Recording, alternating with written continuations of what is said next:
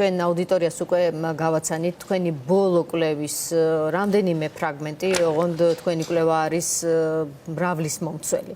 ჩვენ ვთქვით, რომ თქვენ აღრიცხული გაქვთ უკვე 157 შემთხვევა, სადაც ჟურნალისტებს ფიზიკურად დაუპირისპირდა პოლიცია თუ მათი, ასე ვთქვათ, დაცვის ქვეშ და მათი წაქეზებული ასეთი კრიმინალი, ეგრეთ წოდებული ქუჩის ბიჭები. მოკლედ, ეს არ არის ერთადერთი რამ, რაც არის თქვენს კვლევაში. რა ტენდენციებს აჩვენებს კვლევა?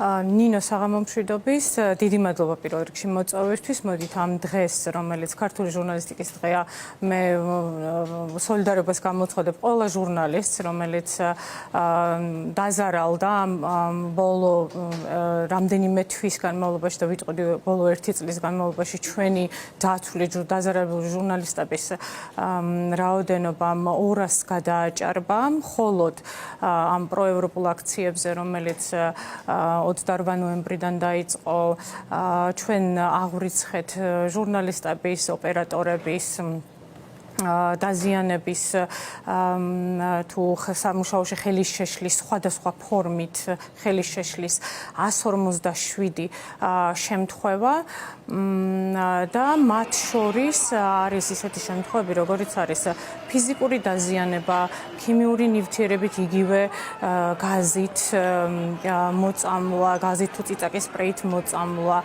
არის ასევე სიტყვიერი შეურაცხყოფის გადაღებაში ხელის შეშლის ფაქტები, როდესაც მედია ცდილობს გადაიღოს კრიტიკულად მნიშვნელოვანი მოვლენები, რომლებიც ვითარდება საპროტესტო აქციებზე და უბრალოდ მას არ აძლევენ საშუალებას და აქ ძირითადად არიან ისევ და ისევ საპოლიციო ძალები და პოლიცია, თავად პოლიცია. ეს არ ხდება მხოლოდ თბილისში, ხო? ეს არ ხდება მხოლოდ თბილისში, ეს არის რეგიონების ჩათვლით. კი, ეს არის რეგიონების ჩათვლით და რაც ასევე ძალიან მნიშვნელოვანი, ეს არის დაკავება, ჟურნალისტების დაკავება და აი ცოტა ხნის წინ საუბრობდა ასევე ჟურნალისტი, რომელიც გარდა იმისა, რომ იმის მიუხედავად, რომ თავად მიიღო სერიოზული ფიზიკური დაზიანება, ასევე სასამართლომ ის საბოლოო ჯამში დამნაშავე ცნო და ეს არის რაღაცა ახალი სახის მძიმე ფორმის რეპრესია, სადაც ჟურნალისტი არის მიუხედავად სიტყვიერი იმისა, რომ გამოუცხადეს მას სიტყვიერი გაფრთხილება, ჟურნალისტი არის ცნობილი როგორც მას ეწერება როგორც დანაშაულის სამართალდამრღვევი ალექსანდრეც, რომელიც ჩვენს სტუდიაში იყო, ესე იგი სამართალდამრღვევის სტატუსით დადის და მან ეს სტატუსი მიუხედავად იმისა, რომ მას იძალადეს, მაინც მიიღო მოსამართლისგან. ანუ არც ერთ შემთხვევაში სასამართლოს არ უმსჯელია არსებითად საქმეებზე და ჟურნალისტის მხარე არ დაუჭერია ამ პროცესში. ეს არის კიდევ სამწუხარო და არც ერთი იდენტიფიცირებული თავდამსხმელი. არც ერთი თავდამსხმელი არ არის. მithumetes დასჯილი. ეს არის კიდევ ხო ტენდენცია. ეს არის ძალიან მნიშვნელოვანი ტენდენცია.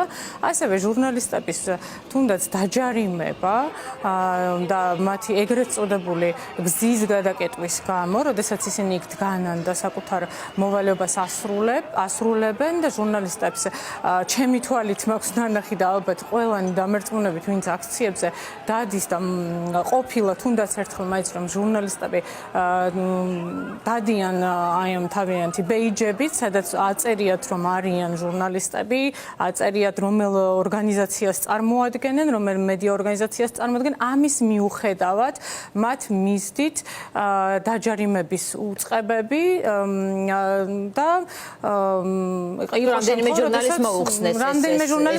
მაგალითად ჩვენს ჟურნალისტსაც ჩვენ ჟურნალისტებს კი მონიტორის ჟურნალისტებსაც რამდენიმეს მოუხსნეს. იმის მიუხედავად მოუხსნეს თუ არ მოუხსნეს, ეს საკმაოდ პრობლემატური საკითხია, როდესაც შესაძლებელია, ხომ? ანუ რომ ამოიცნო ბეიჯი, შესაძლებელია რომ იცოდე, შესაძლებელია თავისუფლად რომ თუნდაც იმ გადაღებული ვიზუალური საშუალებებიდან შესაძლებლობა გაქვს, რომ ასევე დაინახო, რომ ჟურნალისტი მუშაობს ან უკავია ხელში მიკროფონი, მით უმეტეს, როდესაც ისინი ტელევიზიის მიკროფონებით დადიან, ხომ? და მაინც ხდება მათი დაჯარიმება. ჩვენ ეს აღვრიცხეთ როგორც ასევე ერთ-ერთი გამოვლინება რეპრესიული მანქანის. და ეს იყო შემთხვევა, როდესაც ჟურნალისტმა ვერ მოახერხა დადასტურება, რადგან თითქოს კამერებზე არ ჩანდა მისი ბეიჯი და მას მოუწია ჯარიმის, ორგანიზაციამ დაფარა მისი ჯარიმა. ასეთი შემთხვევაც იყო.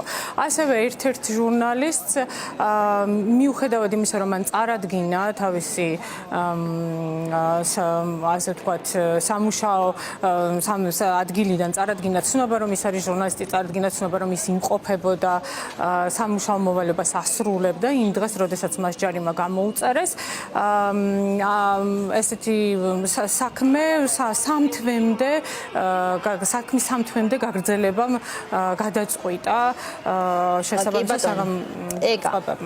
აი აქ ჩვენ თქვენი ის მაქვს გახსნილი ეს კვლევა და პირდაპირ არის დასახელებული რაოდენობრივადაც ჩანს და შინაარსობრივადაც აღწერილია რომელი ჟურნალისტი თუ ოპერატორი რის წინაშე დადგა ბოლო 4 თვის განმავლობაში, რანაირი ტიპის ზეწოლა იყო მასზე და ასე შემდეგ.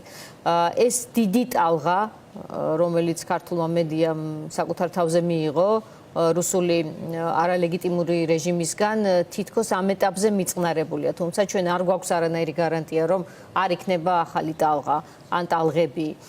გვაქვს თუ არა რაიმე შესაძლებლობა, ამაზე თუ გაქვს ნაფიქრი თქვენ ორგანიზაციას თავდაცვის, ახლა ცოტა ესეთ კითხვას ვსვავ, რომ ასე მარტივად არ იძებნება ამაზე პასუხი, მეც მესმის ეს, მაგრამ რა არის საუკეთესო შესაძლებლობა ჩვენთვის როგორც კომუნისტვის ახლა, მით უმეტეს რომ ზიაც ჩვენი ერთ-ერთი ძალიან ძვირფასი და პროფესიონალი ჟურნალისტი არის ამ ეტაპისთვის საკანში.